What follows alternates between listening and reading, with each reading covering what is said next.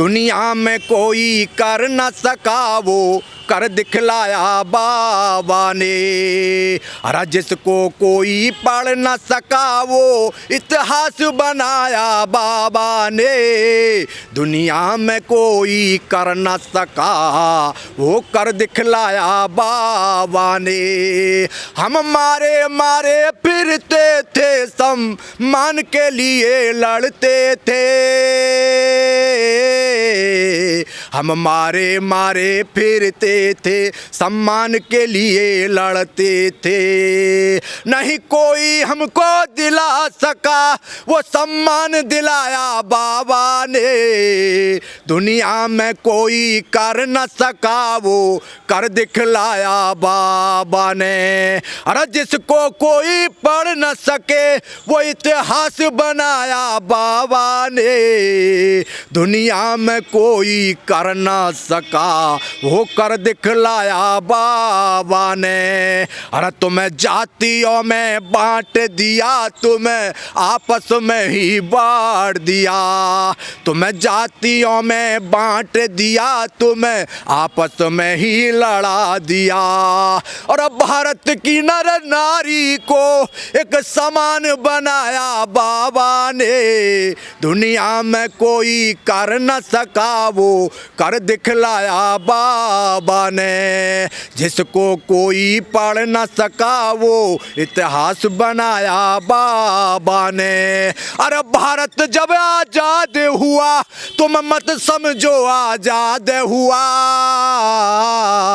अरे भारत जब आजाद हुआ तुम मत समझो आजाद हुआ। अरे कैसे शासन चले देश का ये विधान बनाया बाबा ने। दुनिया में कोई कर न सका वो इतिहास बनाया बाबा ने। बीजेपी बहुत सातिर किस्म की सोच के लोग हैं। ये इन्होंने जो बयान दिया है ये इस पर अंततः कायम रहेंगे।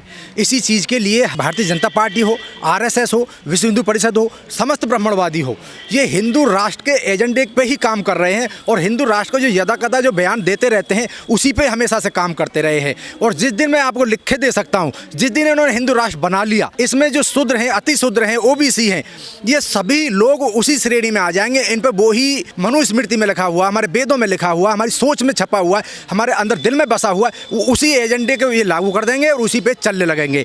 तो कोई भी इससे बचा हुआ नहीं रहेगा। भारतीय जनता पार्टी बड़ी धोखेबाज पार्टी, धोखे से ही सत्ता में आते हैं। आपने देखा होगा यूपी में किस तरह झूठ बोल के आए, महाराष्ट्र की सत्ता हथिया ली, बिहार में झूठ बोल कर आए। आप पूरे उसी एजेंडे पे काम कर रहे हैं। और जिसको ये अपने पंजे में ले लेते वो कभी निकल नहीं सकता। चंद्रबाबू नायडू को इन्होंने पंजे में दबा लिया, निकल नहीं सकता। उधर नीतीश कुमार को दबा लिया, वो भी निकल नहीं सकता।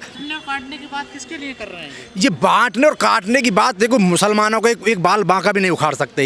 ये जो आज जो हमें भीकमपुर गांव में जो हादसा हुआ है वही हमारे देश में जो हम जो जाटव जो बरादरी जो अम्बेडकरवादी अपने आप को कहते हैं, कट्टर अम्बेडकरवादी, जो बाबा साहब के मिशन को लेकर चल रहे हैं और बाबा साहब ने हमें बौद्ध धर्म अपनाने की जो प्रेरणा दी थी, जो उस पर जो काम कर रहे हैं, वो इनकी नज़रों में चुपता है, हमेशा खटकता है।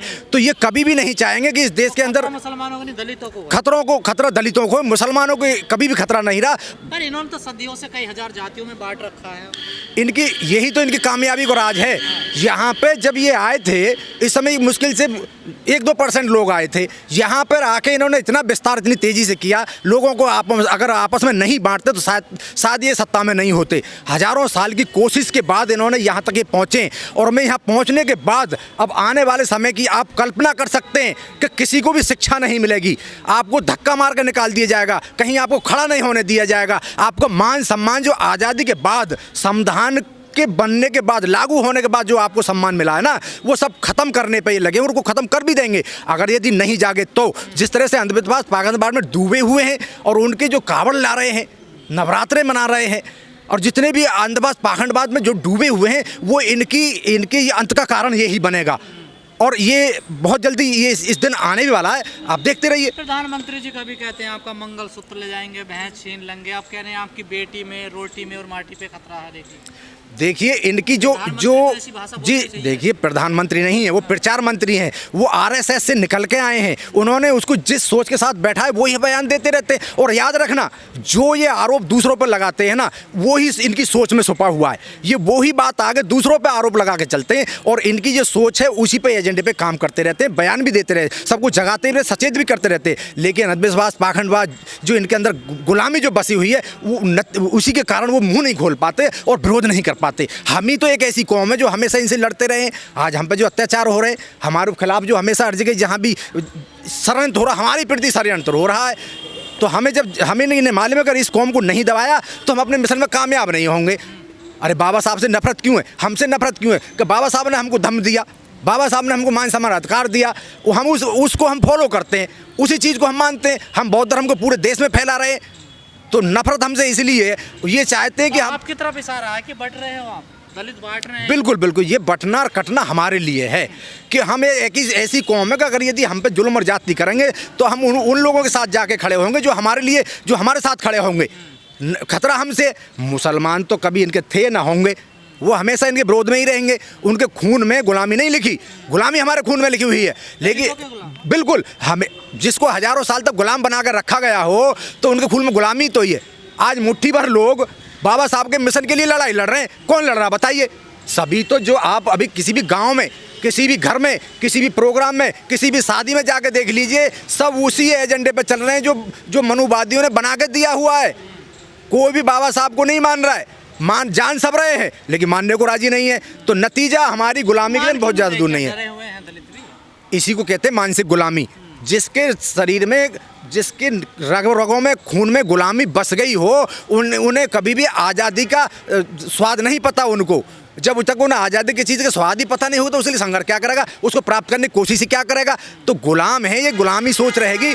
और इसी वजह से भारतीय जनता पार्टी देश पर राज कर रही है, जुल्म कर रही है। अरे शिक्षा को छीन लिया, अधिकारों को छीन लिया, संविधान को खत्म करने की बात कर रहे हैं, बटोर कटो की बात कर रहे हैं। क्यों कर रहे हैं? कि इन्हें मालूम है कि इन सबको दबाओ जल्दी से जल्दी, भाई हमारे पास ज़्यादा टाइम नहीं है, अगर ये जग गए तो हम पे जूता पड़ने लगेंगे। देखिए, इकट्ठा करने की बात उन लोगों को बात कर रहे हैं जो इनकी मनुवादी व्यवस्था के गुलाम हैं, जो इनके एजेंडे में हमेशा इनके भागीदार रहते हैं। जहाँ भी देखोगे ओबीसी कौम में, जो शूद्र कहता हूँ मैं, ओबीसी जो शूद्र है, हम तो गुलाम हैं, हम तो दलित हैं, हम तो अछूत हैं। लेकिन शूद्र समझ शूद्र जो ओबीसी में आते हैं, ओबीसी जो शूद्र में आते हैं, तो वो ही उन्हीं के लिए कह रहे हैं कि जो कुछ लोग जो हमारे साथ जो जुड़ रहे थे, आज वाल्मीकि समाज हमारे साथ जुड़ रहा था, उसको उन्होंने हमसे अलग कर दिया। खटीक हमारे साथ पहले ही नहीं था। ओबीसी कौम में जाट, गुजर, यादव, लोधे, कुमार, कश्यप हमारे साथ कहाँ थे बताइए? कभी खड़े नज़र आते हैं क्या? कहीं भी जुल्म होता है वो हमेशा हमारे खिलाफ ही नज़र रहते हैं। कोई भी हमारे खिलाफ कहीं भी एक्शन हो रहा है, कहीं भी अपराध हो रहा है, कहीं भी किसी तरह का अत्याचार हो रहा है, वो हमेशा हमारे खिलाफ ही रहते हैं।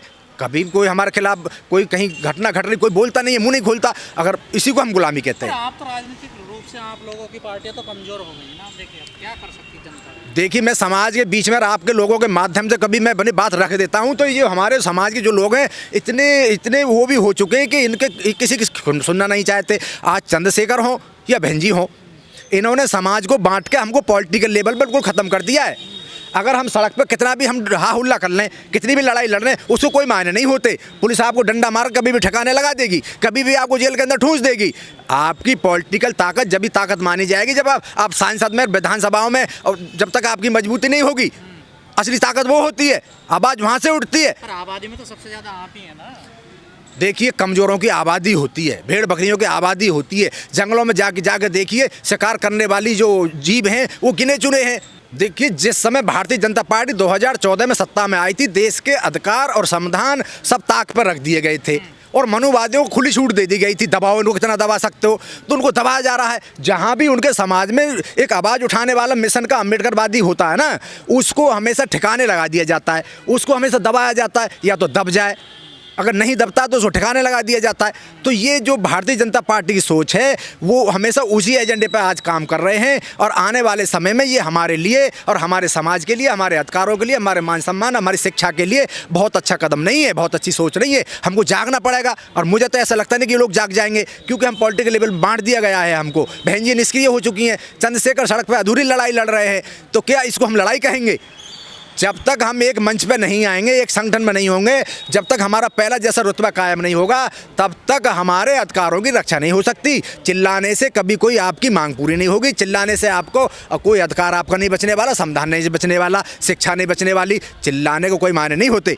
आपकी ताकत होनी चाहिए। संसद में आवाज़ की उठाई जाएगी, जहां हमारा मेन मंच है, पूरे देश की आवाज़ संसद से उठती है, राज्य के अंदर हमारी आवाज़ विधानसभाओं से उठती है। वहाँ तो हमारा आज की डेट में हमारा तो नेतृत्व खत्म हो चुका है। तो ये हमें जो चंद्रशेखर हो या मायावती हो, मैं तो खुले मन से कहता हूँ, लेकिन मिर्चा जिसको लगे लगती रहो। जब तक इनको एक मंच पर नहीं आएंगे, इनको आना पड़ेगा, या तो हमारे समाज के लोग खुद जाग के इनके लिए आवाज़, इनको जगाने के लिए, इनको साथ लाने के लिए संघर्ष करें, इनको समझाएं बुझाएं। आ जाए तो अच्छा है, अन्य तो समाज का तो बुरा होगा ही होगा, इनका तो कुछ होने वाला है नहीं।